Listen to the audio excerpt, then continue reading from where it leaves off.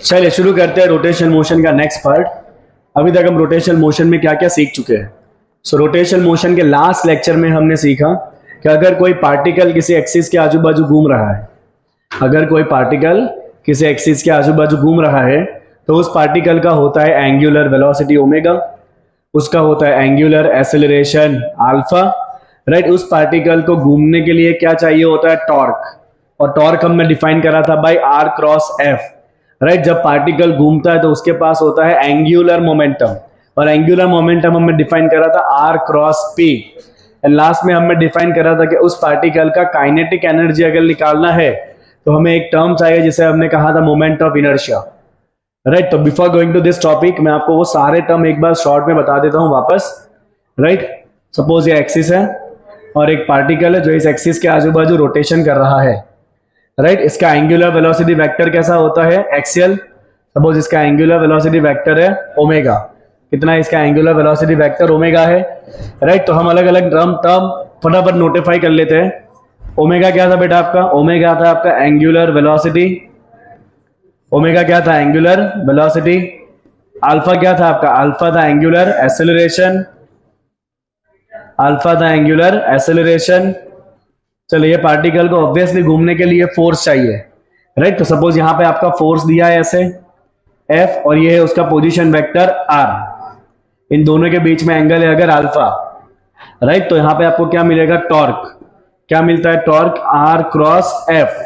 इसका वैल्यू हम लिखते हैं RF साइन अल्फा, राइट। फिर हमने लिखा था इसका एंगुलर मोमेंटम, ये सब हो चुका है आपके नोट्स में। एंगुलर मोमेंटम जिसका सिंबल क्या था, L, and the angular momentum is given bye R cross P, right. मैंने आपको सबका क्रॉस प्रोडक्ट का डायरेक्शन फाइंड करना सिखाया है, किस तरह से आप डायरेक्शन फाइंड कर सकते हो ऑफ द क्रॉस प्रोडक्ट। चलिए अब हम बात करेंगे about the kinematics, right. Kinematics already आप पढ़ चुके हो, और आपने काइनेमेटिक्स पढ़ा था फॉर लीनियर मोशन, जहां पे काइनेमेटिक्स के तीन फॉर्मूला आते हैं, V equal to U plus A T, S equal to U T plus half A T square, and V square minus U square equal to 2AS और 2AD। वही same formula rotational motion में भी बनते हैं, if the body rotate with constant angular acceleration, right. So we write here, if body rotates with uniform angular acceleration,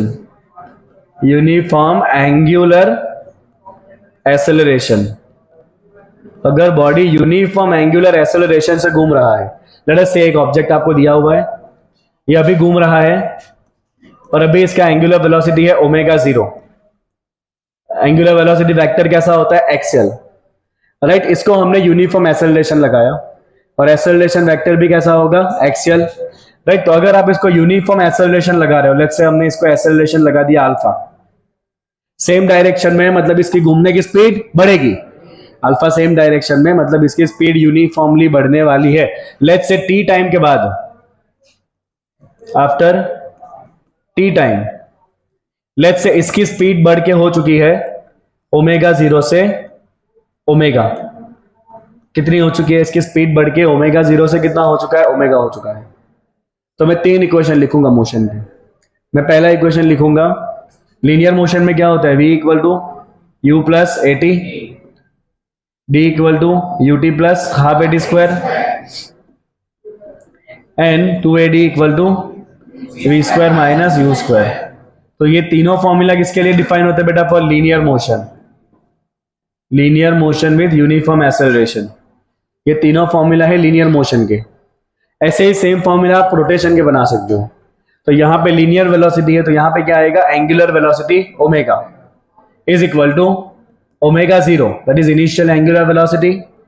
ए की जगह क्या लेंगे, अल्फा इंटू टी। तो ये हो गया पहला equation, omega equal to omega 0 plus alpha T. पहला इक्वेशन क्या बन गया, omega equal to omega 0 plus alpha T. चलो दूसरा इक्वेशन यहां से बनेगा, इसमें होता है डिस्प्लेसमेंट, और रोटेशनल मोशन में क्या होता है, एंगल। रोटेशनल मोशन में कौन सा डिस्प्लेसमेंट होता है, एंगुलर, एंगल कवर होगा ना, ऑब्जेक्ट घूमेगा तब। So angular displacement theta is given by u की जगह क्या लिखेंगे, omega 0 t plus half into a की जगह क्या लिखेंगे, alpha into t square, right. And third formula, two into acceleration की जगह अल्फा, डिस्प्लेसमेंट की जगह theta, is equal to v की जगह ओमेगा स्क्वायर, u की जगह ओमेगा 0 स्क्वायर। तो ये जो तीनों इक्वेशन बने, this are the equation of rotational motion. तो लीनियर मोशन के साथ भी आप इसको सिंपली कंपेयर कर सकते हो, right. Three equations are omega equal to omega 0 plus alpha T, theta equal to omega 0 t plus half AT square, and 2 alpha theta equal to omega square minus omega 0 square. इसके numerical हम solve करेंगे, अभी नहीं, right. अभी हम खाली theory part को समझ लेते हैं। So this are the equation of kinematics of rotation motion about a fix axis.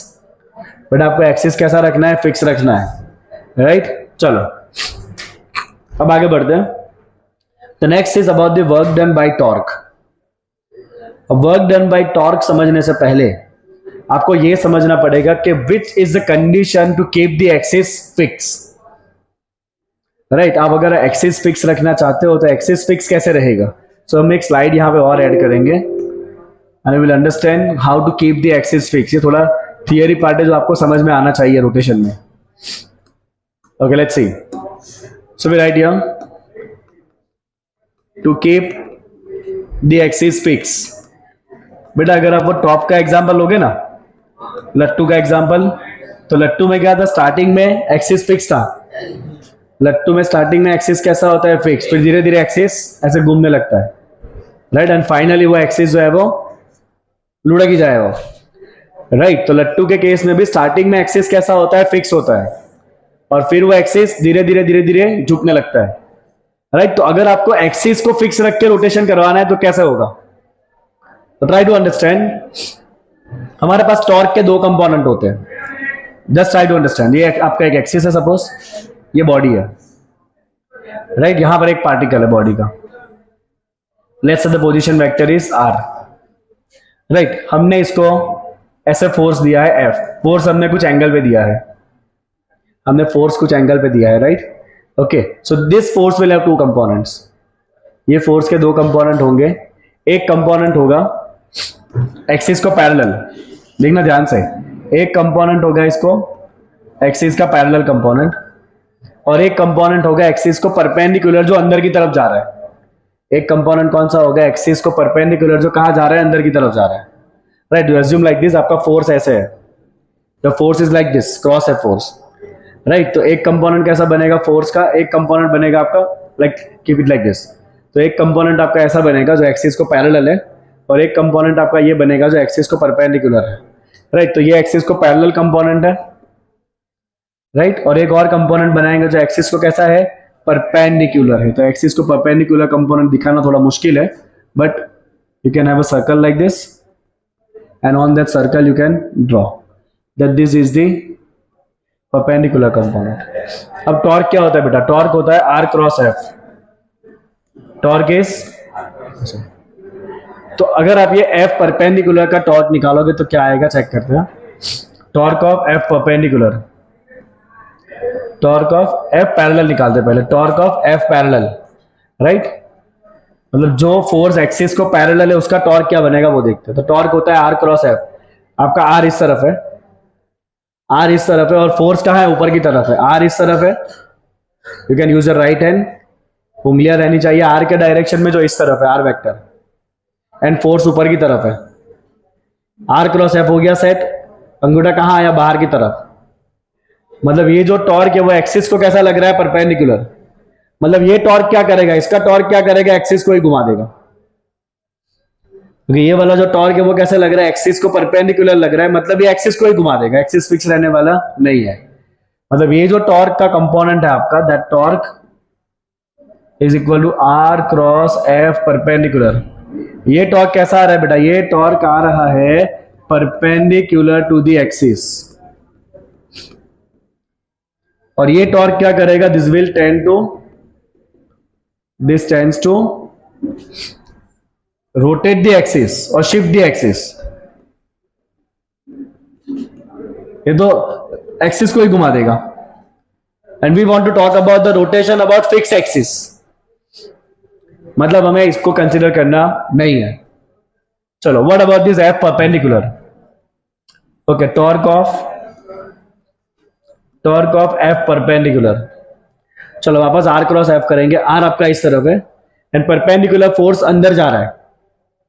देखो यहाँ पे टेंजेंट आपने लिया है अंदर की तरफ, तो परपेंडिकुलर फोर्स कहां जा रहा है? अंदर जा रहा है। This is your R. F कहां जा रहा है? अंदर जा रहा है। हो गया सेट। आर क्रॉस एफ हो गया, finger curl R cross F हो गया। अंगूठा कहां खुला? ऊपर। मतलब ये टॉर्क कैसा है? एक्सिस को पैरेलल है, तो ये एक्सिस को शिफ्ट करने वाला नहीं है। तो ये जो आपका टॉर्क आ रहा है, torque equal to R cross F, कौन सा? Perpendicular to the axis. Axis को परपेंडिकुलर जो भी फोर्स रहेंगे, एक्सिस को परपेंडिकुलर जो भी फोर्स रहेंगे, उनका टॉर्क कैसा होगा? उनका टॉर्क होगा पैरेलल टू द एक्सिस। कैसा होगा उनका टॉर्क?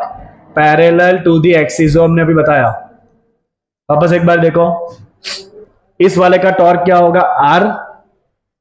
आपका आर ऐसे है, अभी फोर्स ऊपर की तरफ, ऐसे तो कर्ल होना नहीं है, इतना फ्लेक्सिबल तो मैं हूं नहीं, तो मुझे क्या करना पड़ेगा? ऐसे करना पड़ेगा। आर, उंगलियां इस डायरेक्शन में रहनी चाहिए, ऐसे रखो, ऐसे रखो, ऐसे रखो, ऐसे कैसे भी रख सकते हो। आर, फोर्स ऊपर है, क्रॉस एफ हो गया, अंगूठा बाहर आया। मतलब ये जो टॉर्क है वो एक्सिस को कैसा लग रहा है? परपेंडिकुलर, मतलब ये एक्सिस को ही झुका देगा। जबकि दूसरा जो फोर्स है, जो फोर्स खुद अंदर की तरफ है, एफ परपेंडिकुलर, तो आर इस तरफ है, एफ अंदर की तरफ है, हुआ आर क्रॉस एफ। कहां आया? अंगूठा ऊपर की तरफ आया, जो एक्सिस का डायरेक्शन है। तो ये वाला टॉर्क एक्सिस को शिफ्ट करेगा नहीं। तो हमें इस चैप्टर में खाली बेटा वही टॉर्क लेने हैं जो टॉर्क कैसे हो? एक्सिस को पैरेलल हो। क्योंकि कोई भी टॉर्क अगर एक्सिस को परपेंडिकुलर आया ना, तो वो एक्सिस को ही शिफ्ट कर देगा, और फिर वो केस बहुत कॉम्प्लिकेटेड हो जाता है। That is out of the text book. Okay, so this is the torque which is parallel to axis and this will keep the axis fix. This will keep the axis fix. So बेटा आप यहां पे generalise case क्या लिख सकते हो? आप generalise case ऐसा लिख सकते हो कि आपका जो भी फोर्स है, उस फोर्स के दो कंपोनेंट होंगे, एक है पैरेलल टू द एक्सिस और दूसरा कौन सा होगा? Perpendicular to the axis. जो फोर्स एक्सिस को पैरेलल है, उसका टॉर्क कैसा बनेगा? एक्सिस को परपेंडिकुलर। जो फोर्स पैरेलल है, उसका टॉर्क कैसा बना? परपेंडिकुलर। और जो फोर्स परपेंडिकुलर है, उसका टॉर्क कैसा बना? पैरेलल। तो फोर्स अगर पैरेलल है तो टॉर्क कैसा बनेगा? परपेंडिकुलर। और अगर फोर्स परपेंडिकुलर है तो टॉर्क कैसा बनेगा? पैरेलल। राइट। सो अगर force perpendicular to the axis है तो उसका टॉर्क कैसा बनेगा? पैरेलल है तो। फोर्स अगर पैरेलल है तो टॉर्क कैसा बनेगा? Perpendicular to the axis. और ये क्या करेगा? एक्सिस को शिफ्ट कर देगा। Axis will shift. और अगर फोर्स परपेंडिकुलर है तो टॉर्क कैसा बनेगा बेटा? पैरेलल। अगर टॉर्क पैरेलल बना मतलब ये एक्सिस को कैसा रखेगा? एक्सिस विल बी कांस्टेंट, और you can say axis is fixed. तो ऐसा डिस्कशन आपको टेक्स्ट बुक में दिया हुआ है, और आपको ऐसी बातें कोई सिखाने वाला नहीं है, क्योंकि सबको समझ में आता भी नहीं है। टेक्स्ट बुक का लैंग्वेज आप पढ़ोगे ना तो बहुत ट्रिकी लैंग्वेज है टेक्स्ट बुक में इसका, राइट। और आगे वाले थियरी में भी इसको यूज करा गया है। बोला है आपको समझ में? हमें यहाँ पे क्या लिखा है? वो torque is equal to R cross F. Okay, चलिए आगे बढ़ते हैं। Work done by torque, an important theory. Work done by torque, ध्यान से देखिएगा बेटा। सो हम पूरे चैप्टर में ना इस तरह से बॉडी लेते हैं। Okay, let's keep it more simple. ये एक्सिस ले लिया हमने, राइट। सपोज यहां पर एक पार्टिकल है जो घूम रहा है, ये पार्टिकल का एंगुलर वेलोसिटी ओमेगा है, राइट। लेट्स से ये उसका सेंटर है, ये उस पार्टिकल का पोजीशन है, ये हो गया आपका पोजीशन वेक्टर आर, और यहां पे आपका ओरिजिन है। आपने आगे भी बहुत बार ये करा है, वी और ओमेगा का रिलेशन करा था, तब भी ये सेम फिगर आपने बनाया था, ठीक है। अब इस फिगर को ना हम थोड़ा ऊपर से देखते हैं। ऊपर से देखेंगे तो क्या दिखेगा? पूरा सर्कल आ गया ना। तो वो सर्कल का एक छोटा सा पार्ट हम यहां से निकाल के लाते हैं बाहर, राइट। ये आपके एक्सिस हो गए, ये हो गया आपका ओरिजिन, ले लो ओ ले लो या सी ले लो, दोनों एक ही लाइन पे है, ओके। और यहां पे आपका पूरा सर्कल बनेगा जिसका हमें कोई काम नहीं है पूरे सर्कल का, ठीक है। Let us say at some instant, let us say at some instant the particle is here, right. एक इंस्टेंट पे आपका पार्टिकल यहां पर है, ऑब्वियसली इस पार्टिकल को फोर्स लग रहा होगा तभी तो ये घूमेगा, बाकी घूमेगा क्यों, राइट। तो ये पार्टिकल का इनिशियल पोजीशन है। ओके, लेट्स से इसके ऊपर टॉर्क लग रहा है, अ फोर्स लग रहा है, let's say a force is acting like this and this is the direction of the position vector. Let's say यहां पे आपका एंगल है alpha, so we know the torque. Torque का वैल्यू कितना हो जाएगा? टॉर्क का वैल्यू क्या होता है? R cross F, cross product में क्या आता है आपका? Sine alpha. तो टॉर्क का वैल्यू कितना होगा बेटा? R F sine alpha. R आपका पोजीशन वेक्टर है, your R is position vector, F is force vector, और आर और एफ के बीच में एंगल कितना है? अल्फा है।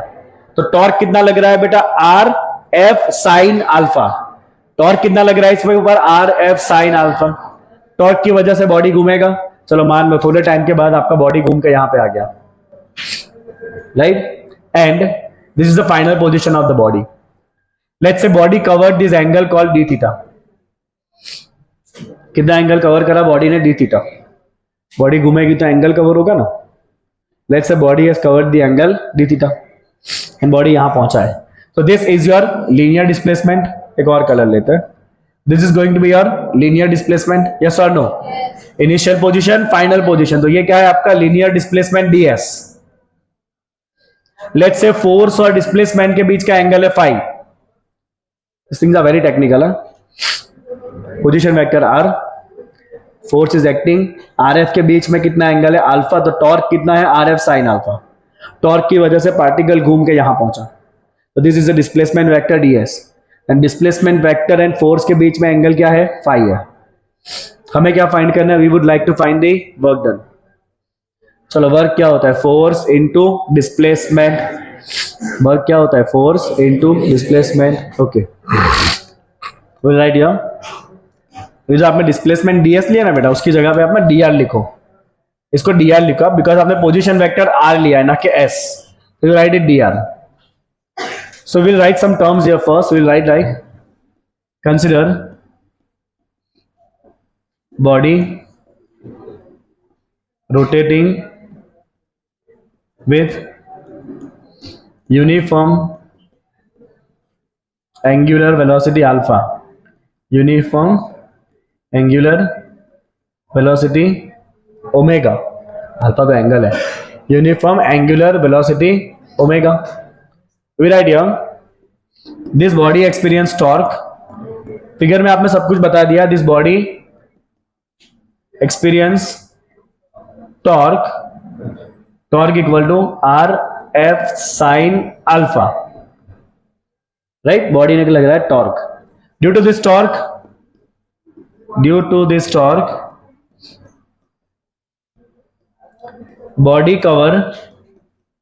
body covers angle d theta in time t।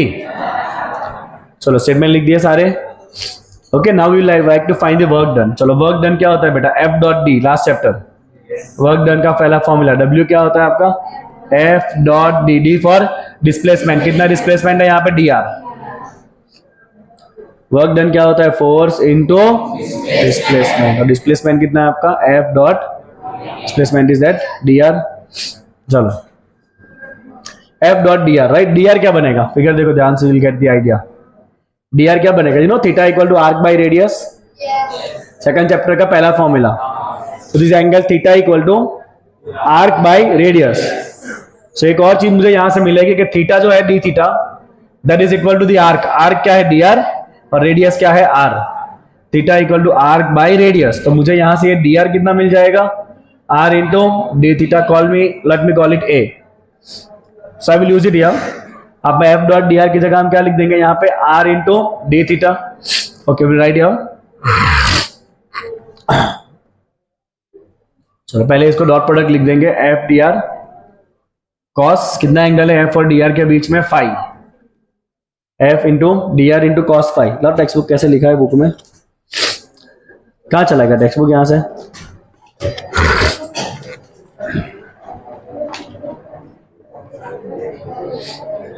चलो फाइन। ओके, ध्यान यहाँ पे सबका।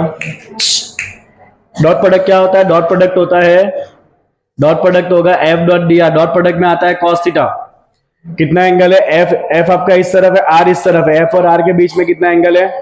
अल्फा। एफ और यहां पे किसका एंगल है between F and D R? F ये है, डी आर ये है, एफ ये है, डी आर ये है। कितना एंगल है एफ और डी आर के बीच का? फाइव। तो यहाँ पे एफ डॉट डी आर कितना आएगा? F D R cos five. अब हम डी आर यहां से रखेंगे, चलो डी आर कितना है देखा, ये रहा, D R equal to R into D theta. And मैं कॉस फाइव की जगह लिखूंगा 90 माइनस अल्फा। कहां से आया? फिगर देखो, ये टेंजेंट है, ये रेडियस है। टेंजेंट और रेडियस हमेशा कैसे होता है? परपेंडिकुलर। तो theta plus alpha, 5 plus alpha कितना बनेगा आपका? 90। तो ये यहां से आपका पहला रिजल्ट, ये दूसरा रिजल्ट, तीसरा रिजल्ट भी आपको यहीं से मिलेगा, and that is equal to 5 plus alpha equal to 90। That's your third result. ये फर्स्ट रिजल्ट, ये सेकंड रिजल्ट, ये थर्ड रिजल्ट। सो आपको यहां से जो 5 चाहिए वो 5 कितना रखेंगे हम? 90 माइनस अल्फा। चलो what is cos 90 minus alpha? Sine alpha, trigonometry identity, right? Now I will keep this things together, F R sine alpha. Why so? F R sine alpha is torque. F R sine alpha क्या है? Torque है। So I will keep them together and I am going to get, खत्म ही हो गया slide, एक ही slide था, ऐसा थोड़ी चलेगा।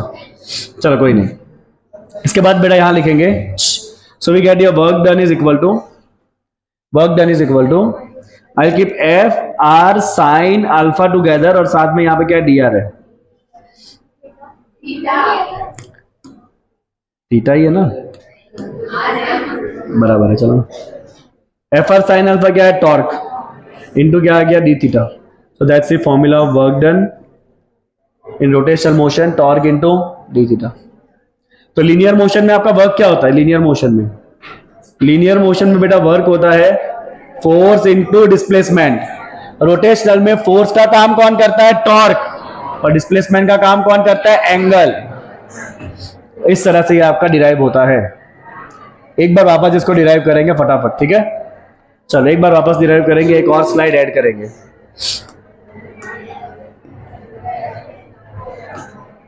बेटा एक बार वापस, हाँ ध्यान देना, जो भी करना है आपको इसी फिगर में करना है, सब कुछ जो भी है सब कुछ इसी फिगर में है, राइट? यहां आपका बॉडी ऐसा रोटेट कर रहा है, स्टार्टिंग में बॉडी यहां पर है, ये उसका पोजीशन वेक्टर आर है, यहां पे बॉडी को फोर्स लग रहा है एफ, और आर और एफ के बीच में एंगल कितना है? अल्फा है। तो पहला स्टेटमेंट आ गया, टॉर्क कितना होने वाला है? Are F sine alpha. Done. इस टॉर्क की वजह से बॉडी डिस्प्लेस होकर सपोज यहां पे आ गया, राइट? तो उसने कितना एंगल कवर कर लिया? D theta. और लीनियर डिस्प्लेसमेंट क्या लिखेंगे हम? D R, right? तो दूसरा मुझे मिलेगा theta angle, theta equal to arc D R divide by radius R. तो मुझे यहां से दूसरा रिजल्ट मिला, D R equal to R into D theta. चलो तीसरा रिजल्ट, दो रिजल्ट यहां से मिल गए। थर्ड रिजल्ट कौन सा मिलेगा आपको यहां से? चलो लेट्स से यहां पे आपका एंगल कितना है? 5 है। तो तीसरा रिजल्ट मुझे मिलेगा 5 plus alpha equal to 90।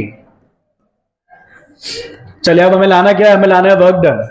Work done क्या होता है? वर्क डन होता है F dot D are, that is F D R. F और डी आर के बीच में कितना एंगल है? 5। फोर्स और डिस्प्लेसमेंट के बीच में कितना एंगल है? 5। तो this is F D R cos 5। चलो ऊपर से डी आर उतारो, नीचे डी आर क्या है? R into D theta. और 5 की जगह क्या लिखेंगे हम? 90 माइनस अल्फा। चलो क्या हो गया? ये F R D theta cos 90 minus alpha क्या हो जाएगा? Sine alpha. Keep it F R sine alpha together into क्या हो गया? D theta. F R sine alpha क्या होता है? टॉर्क इंटू क्या हो गया? D theta. This is the formula of the work done. So if you want to find the total work done, what you will do? Integrate this. You just need to integrate this. You will not write in a vector form. आप क्या करोगे? Simply इसको integrate कर लोगे अगर आपको total work done चाहिए तो। अगर मान लो ये बॉडी 0 से लेके 90 डिग्री तक गया तो इसको इंटीग्रेट करेंगे 0 से लेके 90 तक, and you will get the total work done. So this is the work done by the rotational motion about the fixed axis. Your axis must be fixed. Axis compulsory कैसा होना चाहिए? फिक्स होना चाहिए. तो हमें टॉर्क के खाली वही कंपोनेंट लेने हैं जो कैसे हो, एक्सिस को पैरेलल, क्योंकि अगर कोई भी टॉर्क एक्सिस को परपेंडिकुलर आया तो वो बॉडी को घुमा देगा, और वो हमारे स्टडी के बाहर की बातें हैं, ठीक है। चलो, now we have another term given, relation between the torque and angular acceleration. Relation between the torque and angular acceleration. Let's find out what is the relation between the torque and angular acceleration, right? So we have just derived the formula and the formula of work done. We have derived the formula work done. Work done क्या हो जाएगा? Torque into d theta. Work done is equal to what? Torque into d theta. Okay, let's find out the power. Let's find out the power. और work done is equal to change of kinetic energy. कौन सा theorem use करा? Work energy theorem. कौन सा theorem use करा हमने? Work energy theorem. क्या कहता है work energy theorem? Work done is equal to change in kinetic energy. चलो, रोटेशनल मोशन का काइनेटिक एनर्जी क्या होता है? हाफ इंटू मास का काम कौन करता है? यहां पे मोमेंट ऑफ इनर्शिया आई, और वेलोसिटी का काम कौन करता है? ओमेगा. तो लीनियर मोशन में आपका जो काइनेटिक एनर्जी होता है वो लीनियर में क्या होता है? Half mv square. रोटेशनल में मास का काम कौन करता है? आई, और v का काम कौन करता है? Omega. That's your kinetic energy. तो हमने यहां पर रख दिया है. So work done equal to torque into D theta, that is equal to change in kinetic energy. Torque into D theta, kinetic energy is half I omega square, that's equal to torque into d theta. Now differentiate on both the sides with respect to time. दोनों तरफ differentiate करो. ये सारी theory आपको multiple time practice करनी पड़ेगी. Differentiate with respect to time. चलो इधर डिफरेंशिएट करेंगे बेटा. d by D T of half I omega square is equal to d by D T of torque into D theta. चलो, half constant. Moment of inertia कैसा होता है? Constant. वो change होता नहीं है. Moment of inertia is constant. Okay, differentiate किसको करेंगे? ओमेगा को. So I will write here d by D T of omega square. यहां पर टॉर्क कैसा है? कांस्टेंट है, because we are talking about the motion having uniform acceleration. Torque कैसा है? कांस्टेंट है. डिफरेंशिएट किसको करेंगे हम? थीटा को. डिफरेंशिएट किसको करना है बेटा? खाली थीटा को, राइट. चलो, हाफ इंटू आई इंटू ओमेगा स्क्वायर का डिफरेंशिएशन क्या हो जाएगा? 2 ओमेगा. ओमेगा स्क्वायर का डिफरेंशिएशन क्या हो जाएगा? 2 ओमेगा. और वापस ओमेगा का भी डिफरेंशिएट करना पड़ेगा. क्यों? क्योंकि यहां वेरिएबल ओमेगा है, यहां वेरिएबल टाइम है, तो वापस आपको d omega by D t भी लिखना पड़ेगा. Call chain rule. बहुत बार कर चुके ऑलरेडी आप ये. That is equal to torque into what is D theta by D t? Omega. Angular displacement by time. Angular displacement by time. ये जो आपका एंगुलर वेलोसिटी है, ये क्या होता है आपका? Angular displacement by time. तो जो आपका D theta by D T है उसकी जगह क्या लिख दिया? Angular velocity omega, that is displacement by time. Displacement by time क्या होता है? वेलोसिटी. तो दैट्स एंगुलर वेलोसिटी, राइट. चलो, यहां पे हाफ हाफ कैंसल. क्या बचा यहां पे आपके पास? जो है I omega. What is D omega by D T? Alpha. Omega क्या है? Angular velocity. Velocity by time क्या होता है? एक्सेलरेशन. कौन सा? Angular. I omega alpha equal to tau into omega. Omega cancel. So you got another relation, tau equal to I alpha. ये same to same relation है जो linear motion में आता है. लीनियर मोशन में टॉर्क का काम कौन करता है? फोर्स. आई का काम कौन करता है? मास. और अल्फा का काम कौन करता है? ए. तो ये वही सेम टू सेम फॉर्मूला है F equal to M A का. F equal to M A किस में होता है? लीनियर में. और वैसा ही same torque equal to I alpha किस में होता है? रोटेशनल में.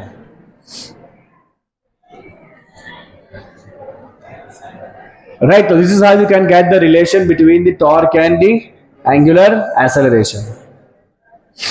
शुरू कहां से किया हमने? वर्क डन से. वर्क डन क्या होता है? Torque into displacement D theta. Work done is change in kinetic energy. ये ट्रिकी पॉइंट है, यहां पे हम स्टार करेंगे क्योंकि इससे आगे आपकी थियरी जानी ही नहीं है. यही तो स्टार पॉइंट है. That work done is equal to change in kinetic energy. Now kinetic energy for rotational motion half I omega square same as half mv square. जिस तरह से हाफ mv स्क्वायर होता है उस तरह से यहां क्या होता है half I omega square that is equal to t into D theta. अब दोनों तरफ करो डिफरेंशिएट, यहां डिफरेंशिएट करेंगे half as it is I as it is, omega square का क्या हो जाएगा 2 ओमेगा, और वापस ओमेगा का क्या लिखेंगे D omega by D T. यहां पर torque as it is, D theta का क्या लिखेंगे D theta by D T that is omega, और D omega by D T क्या होता है alpha. Omega omega cut, you got the relation torque equal to I alpha. It is a similar relation जो linear motion में होता है F equal to M A. Linear motion में जो F equal to M A होता है वही same यहां पर आपका बनता है torque equal to I into alpha. Understood this relation everyone? Understood this relation everyone? Important one right, किसी भी थियरी में से कुछ भी पूछा जा सकता है। नाउ ट्रिकी थिंग, ये तो ना करो तो भी चलेगा। एंगुलर मोमेंटम सुनो, एंगुलर मोमेंटम मतलब L in case of the rotation about a fix axis. Okay, so we are going to take a body which is rotating about a fix axis और हम उसका एंगुलर मोमेंटम डिस्कशन करेंगे right. Let's see, चलो statement पढ़ो। The time rate of total angular momentum of a system, what do you mean by time rate of total angular momentum, what is it dl by dt। Time rate of angular momentum means dl by dt is equal to the total external torque on the system about the same point, that is equal to total external torque। तो dl by dt is equal to total external torque। बोले ये formula हम आगे भी बनाए थे। This formula is similar to dp by dt equal to f, जो आपका लीनियर मोशन में आता है Newton second law of motion, ये हमने आगे डिराइव किया था right. dl by dt equal to torque. When the total external torque is zero, अगर एक्सटर्नल टॉर्क ना लगे तो this value is also zero, that means angular momentum is constant. If there is no torque acting that means angular momentum will not change. ये same linear motion में होता है जिसे हम कहते हैं law of conservation of linear momentum, ऐसा ही सेम यहां पे आएगा law of conservation of angular momentum. चलो पहले ये समझ लेते हैं angular momentum in case of rotation about the fix axis. So you know the formula of angular momentum, L equal to R cross P। और अगर पूरे बॉडी का चाहिए तो क्या करेंगे हम, बहुत सारे पार्टिकल का समेशन करेंगे। एक पार्टिकल का क्या होता है angular momentum R cross P, बहुत सारे पार्टिकल है तो क्या करेंगे R क्रॉस P का समेशन करेंगे। चलो now let's have a body, suppose एक बॉडी है बेटा राइट, और यहां पे एक पार्टिकल है लेट्स से P। This particle is rotating in this circle, it has a position vector R, let's say it is centre C, और यहां पे आपका ओरिजिन है सपोज O राइट। इसका वेलोसिटी किस डायरेक्शन में होगा, टेंजेंट, क्योंकि घूम रहा है ना, तो घूमता है तो वेलोसिटी कैसे होता है in the direction of tangent, जो अंदर की तरफ है। तो इसका जो लीनियर वेलोसिटी होगा इस पार्टिकल का, वो लीनियर वेलोसिटी कहां होगा बेटा, अंदर की तरफ। This is the linear velocity v right. So velocity v is inside the plane of paper, inside the plane of paper. ये जो लेक्चर है ना वो सबसे ट्रिकी लेक्चर है पूरे चैप्टर का, क्योंकि इसमें बहुत वेक्टर पे आपको काम करना है, बहुत ज्यादा। ओके, सो v कैसे है, अंदर की तरफ है। चलिए मुझे चाहिए angular momentum of the body right, I want angular momentum of this particle, let's take one particle, angular momentum of the particle p about the point O। हमें फाइंड क्या करना है, we would like to find angular momentum, हमें find करना है बेटा angular momentum of particle p about the point O। चलो angular momentum क्या होता है बेटा, angular momentum L is equal to R cross P। ये इसे हम लिखेंगे R perpendicular, let me take some different colors, चलो इसे हम लिखेंगे बेटा आर परपेंडिकुलर, क्योंकि ये परपेंडिकुलर डिस्टेंस है, राइट। और आपका आर वेक्टर कौन सा है? आर वेक्टर आपको अबाउट दी ओ चाहिए ना, मोमेंटम। तो ओ से पी को जोड़ता हुआ जो वेक्टर है ना, this vector is your vector R. ये आपने आगे भी लिखा था जब आपने ओमेगा और वी का रिलेशन बनाया था, तब भी आपने ऐसे ही फिगर बनाया था। सो हमें क्या चाहिए? हमें इस पार्टिकल का about the point of angular momentum निकालना है। टॉपिक क्या है? टॉपिक है angular momentum in case of rotation about fix axis. Angular momentum का टॉपिक है ये। सो एंगुलर मोमेंटम पूरे बॉडी क्या होता है? पूरे बॉडी का होता है आर क्रॉस पी का समेशन। तो पहले एक पार्टिकल ले लो, उसका डिस्कशन कर लो, और फिर आप सारे पार्टिकल के लिए समेशन कर देना, आपको पूरा बॉडी का मिल जाएगा। सो हमने एक पार्टिकल ले लिया जो रोटेट कर रहा है, राइट। उसका वेलोसिटी कैसा होगा? अंदर के डायरेक्शन में, टेंजेंशियल। और हमें इस पार्टिकल का एंगुलर मोमेंटम चाहिए about the point O, right. That's your vector R. So if you see here, vector R can be written as vector OC plus vector CP. This OP can be written as OC plus CP, vector addition, chapter number 4. OC plus CP is equal to OP. So you can write here this R is equal to OP. Cross क्या करना है आपको? P. OP क्या है बेटा? OC plus CP. OC plus CP. Cross क्या करेंगे? P. Right, चलो दोनों टर्म को सेपरेट कर लेते हैं। You will get L equal to, ध्यान से देखना, you will get L equal to, वापस वेक्टर आ रहा है यहाँ पे, OC cross P plus CP cross P. P क्या होता है? M into V, momentum, mass into velocity. It is also mass into velocity. चलो थोड़ा डायरेक्शन चेक करते हैं। ओसी क्रॉस वी, ओसी किस तरफ है? ऊपर। वी कहां पर है? अंदर। ओसी कहां है? ऊपर। वी कहां जा रहा है? अंदर। अंगूठा कहां आया? इस तरफ। मतलब ये कैसा बना? एक्सिस को परपेंडिकुलर। एक्सिस ऐसे है, तो ये कैसा बना? एक्सिस को परपेंडिकुलर।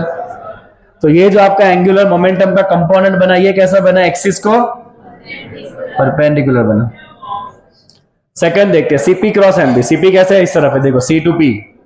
सीपी ऐसे है, वी अंदर है। सीपी ऐसे है, वी अंदर है। सीपी क्रॉस वी कहां आया? अंगूठा ऊपर। ऊपर मतलब एक्सिस के डायरेक्शन में। तो ये जो आपका एंगुलर मोमेंटम का कंपोनेंट है, ये कैसा है? एक्सिस को पैरेलल। तो एंगुलर मोमेंटम के भी दो कंपोनेंट आए, एक आया परपेंडिकुलर टू द एक्सिस, दूसरा आ गया parallel to the axis, right. चलो आगे बढ़ते हैं। रिजल्ट को आगे ले जाते हैं। You got L equal to R perpendicular plus L parallel. ठीक है, चलो ये पैरेलल कंपोनेंट क्या था? CP cross MB। C parallel component क्या था? CP। CP क्या है? R perpendicular. CP क्या है? R perpendicular. तो वो CP की जगह आप क्या लिख सकते हो? R perpendicular. इसको रखो as it is, and this is CP cross MB। CP is equal to R perpendicular. CP is equal to R perpendicular into क्या लिखेंगे? MB, क्योंकि इन दोनों के बीच का एंगल 90 है। तो क्रॉस प्रोडक्ट में क्या आ जाएगा? साइन थीटा, एंड साइन 90 क्या होता है? 1। क्यों? क्योंकि आपका CP ऐसे है और V अंदर की तरफ है, एक ऐसे है और एक ऐसे है। कितना एंगल बनेगा? 90। तो थीटा कितना ले लेंगे यहाँ पे? 90। चलो वेलोसिटी V क्या होता है? स्टार्टिंग में आपने एक फॉर्मूला बनाया था, velocity V equal to omega into R. कौन सा R? परपेंडिकुलर। चैप्टर के स्टार्टिंग में आपने रिलेशन बनाया था, V equal to omega into R perpendicular. So you got this L parallel, sorry L perpendicular plus M omega R square. ऐसा कुछ आपका फॉर्मूला बना।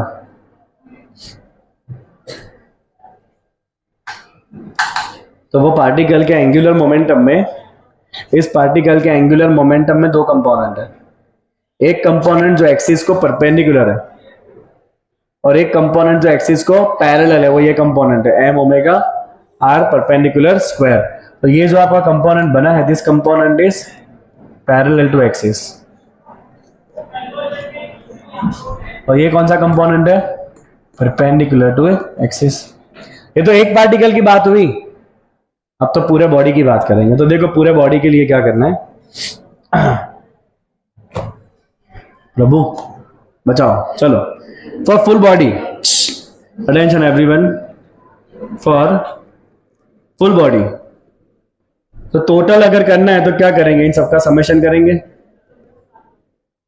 तो ऐसे में दो कंपोनेंट आ जाएंगे, ये परपेंडिकुलर वाले को भी सम करना पड़ेगा, और ये वाला जो है आपका M omega R perpendicular square, उसका भी क्या करना पड़ेगा? आपको सम करना पड़ेगा एम आई आर आई करके। ओमेगा सेम रहेगा सबका, क्योंकि सारे एक ही बॉडी के ऊपर है, तो रोटेशन स्पीड सेम होगी।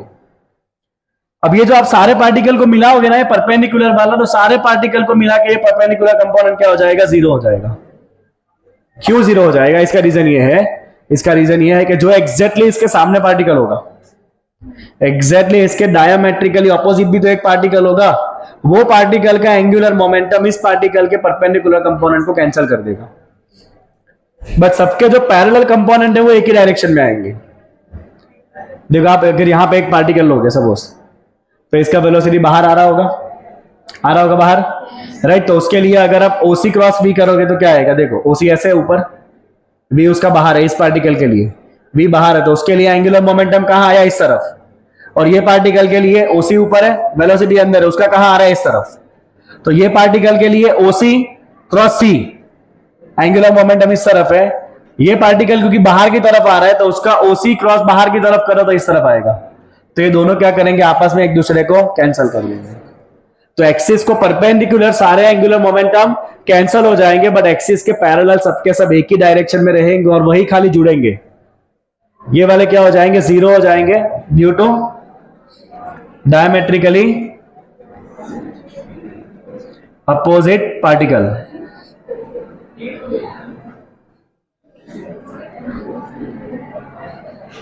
राइट। और ये वाला कैंसिल होना नहीं है, तो अब बचा क्या? अब बचा तुम्हारे पास टोटल एल इक्वल टू, मैं इसमें से ओमेगा बाहर निकाल लूंगा, I got summation of M I R I square, मैंने ओमेगा बाहर निकाल लिया। What you mean by M I R I square? Moment of inertia, m1 r1 square plus m2 r2 square plus m3 r3 square, कल के class में लिखा था। ये अपने आप क्या सेट हो गया? Moment of inertia I set हो गया बॉडी का। तो फॉर्मूला क्या बना बेटा? L equal to I omega. ये कौन से फॉर्मूला से मैच करता है? Linear momentum P equal to mass into velocity से मैच करता है।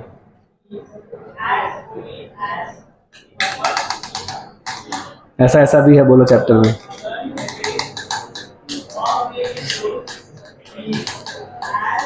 सीधा तेरा सिर का भी लिगामेंट फट जाएगा आज, पैर का तो फटा ही है, सिर का भी फट जाएगा। चलो एक बार इस थियरी को सिंप्लीफाई करते हैं। इस थियरी को एक बार बेटा सिंप्लीफाई करते हैं प्लीज, अटेंशन एवरीवन। देखो मैं ना कर रहा हूं ना तो भी चलेगा, मेजॉरिटी ऐसी थियरी एग्जाम में नहीं आती, बट इसका मतलब ये नहीं कि नहीं ही आ सकती है, आ भी जाए। Explain angular momentum of rigid body, क्या लिखोगे?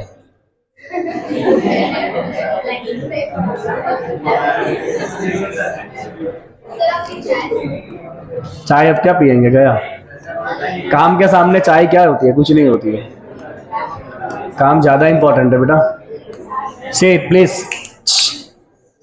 बेटा फटाफट ध्यान दो। अब मैं यहाँ पे समराइज करके बताऊंगा, आपको इजी लगेगा, क्योंकि एक बार आपने समझ लिया ना।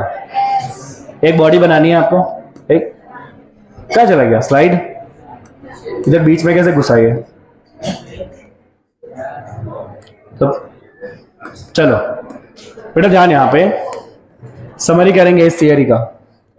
तो एक बॉडी बना देनी है पहले आपको, बना दे कोई भी शेप की। ये एक्सिस हो गया, यहां पर एक पॉइंट लगा दो O, एक पार्टिकल यहां ले लो P, वो इस सर्कल पे घूम रहा है, ये उसका सेंटर हो गया C। O से P को जोड़ता हुआ वेक्टर क्या है? R, और इसका वेलोसिटी कहां पर है? अंदर की तरफ है, ठीक है। तो इसका चाहिए एंगुलर मोमेंटम, तो इस पार्टिकल का एंगुलर मोमेंटम L क्या होता है बेटा? R cross P। R मतलब कौन सा वेक्टर? OP। OP में कौन सा वेक्टर जुड़ेंगे? OC plus CP। क्या लिखेंगे इसको? OC plus CP। और P क्या हो जाता है? M into V। दो कंपोनेंट बने, OC cross MB plus CP cross MB, OC cross MB, OC cross MB, अंगूठा कहां आया इस तरफ, तो ये कंपोनेंट कैसा है, कैसा है ये component, perpendicular to the axis. ये component CP cross MB, CP cross MB कहां आया, पैरेलल, तो ये कंपोनेंट कैसा है, पैरेलल। बोले इतना हो गया, इतना हो गया। Now what is CP, CP equal to R perpendicular, CP क्या ले लेंगे, R परपेंडिकुलर, तो CP की जगह क्या ले लेना है आपको, यहाँ पे ये हो गया आपका L परपेंडिकुलर, और CP की जगह क्या ले लेंगे, R MV as it is, और V की जगह क्या लेंगे, ओमेगा इंटू R, V की जगह क्या ले लेंगे, ओमेगा इंटू R। पहुंचा यहां तक।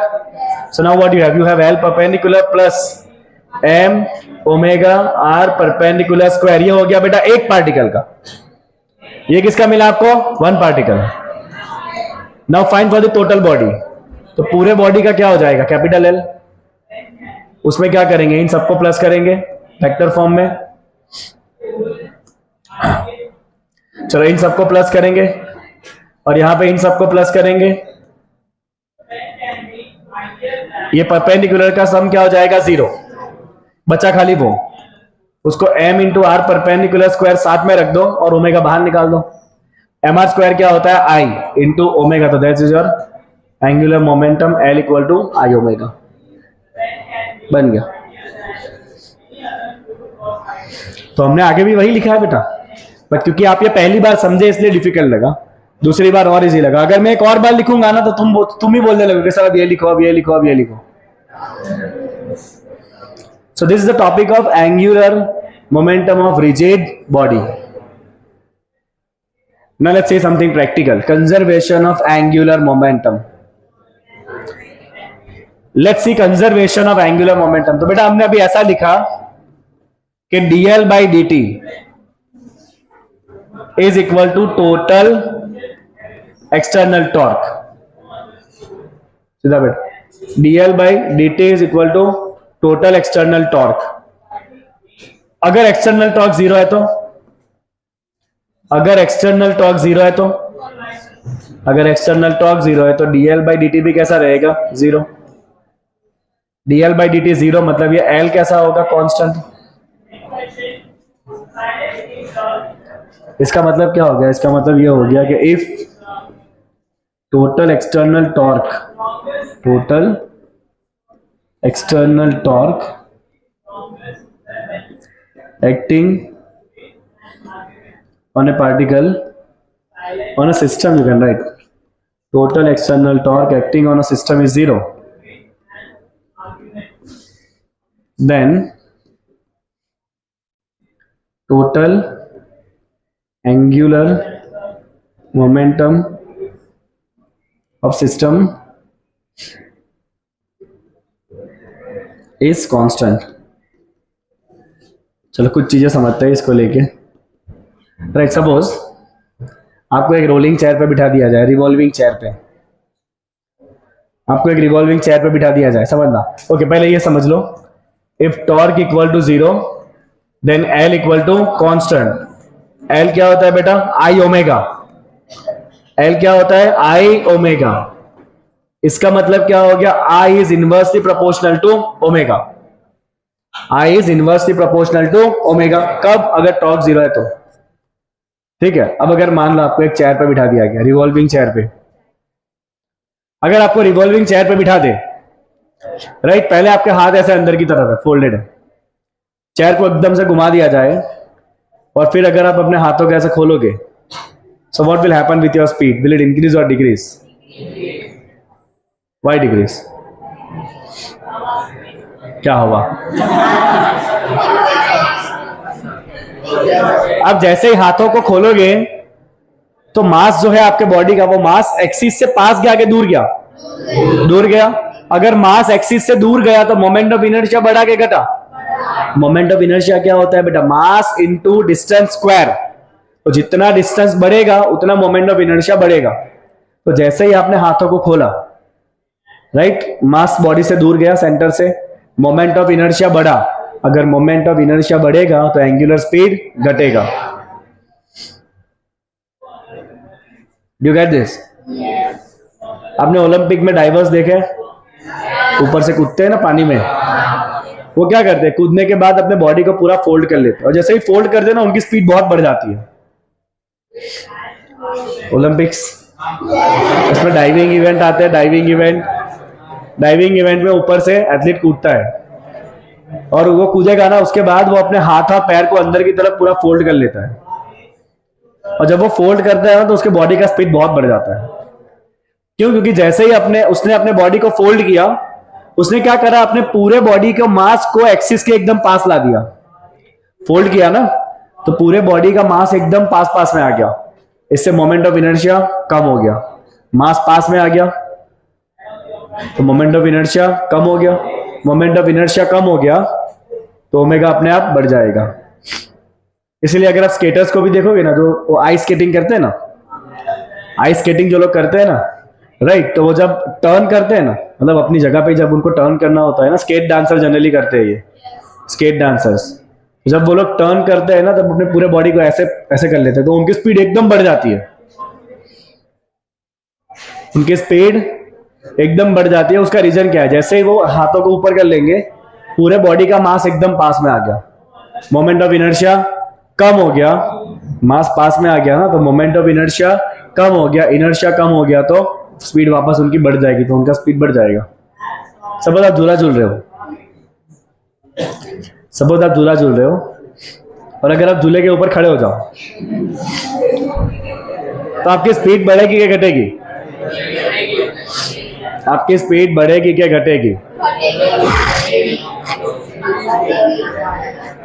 सो ये झूला है, अभी आप बैठे हो,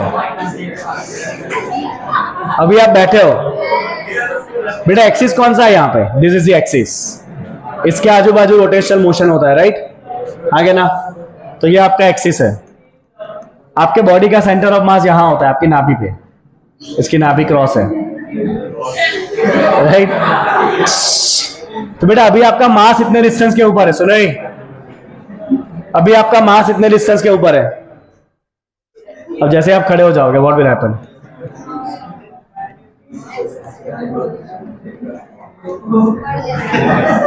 सेंटर ऑफ मास ऊपर आ गया, सेंटर ऑफ मास ऊपर आ गया, डिस्टेंस कम हो गया। अगर डिस्टेंस कम हो गया तो मोमेंट ऑफ इनर्शिया भी कम हो जाएगा, इनर्शिया कम हो जाएगा तो ओमेगा अपने आप बढ़ जाएगा। आई कुछ बात समझ में? स्पीड बढ़ी ना, क्या कम हुई? बॉडी ऊपर आ गया तो आपका जो सेंटर ऑफ मास है वो एक्सिस के पास आ गया। मास अगर पास में आ गया तो मोमेंट ऑफ इनर्शिया डिक्रीज हो गया। भाई मोमेंट ऑफ इनर्शिया क्या होता है? मोमेंट ऑफ इनर्शिया होता है मास इनटू डिस्टेंस का स्क्वायर, ये होता है मोमेंट ऑफ इनर्शिया। तो यहां पे जैसे ही आप खड़े हो गए यहाँ पे, तो मास एक्सिस के पास आ गया, डिस्टेंस कम हो गया एक्सिस से, डिस्टेंस कम हो गया तो मोमेंट ऑफ इनर्शिया कम हो गया। अगर इनर्शिया कम हो गया तो स्पीड बढ़ जाएगी, राइट। सपोज मान लो एक कछुआ है और एक बड़ा सा टर्न टेबल है, एक बड़ा सा टर्न टेबल है, सुनना भाई, एक बड़ा सा टर्न टेबल है और एक कछुआ, ये टर्न टेबल घूम रहा है विद द स्पीड ओमेगा। एक कछुआ यहां से चलते चलते चलते चलते सेंटर पे आए और सेंटर से वापस दूर जाए, इसकी स्पीड कैसे वेरी होगी? पहले बढ़ेगी फिर घटेगी, क्योंकि जैसे जैसे कछुआ पास आएगा वैसे वैसे मोमेंट ऑफ इनर्शिया कम होगा, बिकॉज वो एक्सिस के पास आ रहा है। तो मोमेंट ऑफ इनर्शिया पहले कम होगा, स्पीड कम, मोमेंट ऑफ इनर्शिया कम होगा तो स्पीड बढ़ेगी, टर्न टेबल का स्पीड बढ़ेगा। फिर जैसे ही वो वापस एक्सिस से दूर जाएगा, मोमेंट ऑफ इनर्शिया वापस बढ़ने लगा, इनर्शिया बढ़ा तो स्पीड वापस कम हो जाएगी। Okay, so you have to remember one formula here to solve the questions बेटा, that is equal to I1 omega 1, L constant है ना, L क्या होता है? I omega. So I1 omega 1 equal to I2 omega 2, I1 omega 1 equal to I2 omega 2, I1 omega 1 is equal to I2 omega 2। कब? अगर external torque कैसा है? 0 है। तो क्या क्या टॉपिक डिस्कशन करें भाई?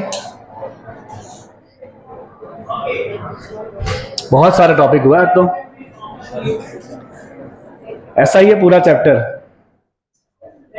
We are started from here kinematics. Kinematics में हमने सिंपली 3 फॉर्मूला बनाए। जैसे लीनियर में फॉर्मूला आते हैं वैसे ही सेम फॉर्मूला हमने रोटेशन में बनाए। That's a kinematics, right. फिर अगर एक्सिस को फिक्स रखना है, सो हमने देखा टॉर्क के 2 कंपोनेंट होते हैं। एक होता है टॉर्क का कंपोनेंट एक्सिस को पैरेलल, दूसरा होता है टॉर्क का कंपोनेंट एक्सिस को परपेंडिकुलर। वो परपेंडिकुलर वाला एक्सिस को घुमा देगा, तो हमें उससे बचना है, राइट। तो अगर फोर्स लग रहा है तो फोर्स के पैरेलल कंपोनेंट से टॉर्क कैसा बनेगा? परपेंडिकुलर, जिससे हमें बचना है। और फोर्स के परपेंडिकुलर कंपोनेंट से टॉर्क कैसा बनेगा? पैरेलल, जो हमारे काम का है, राइट।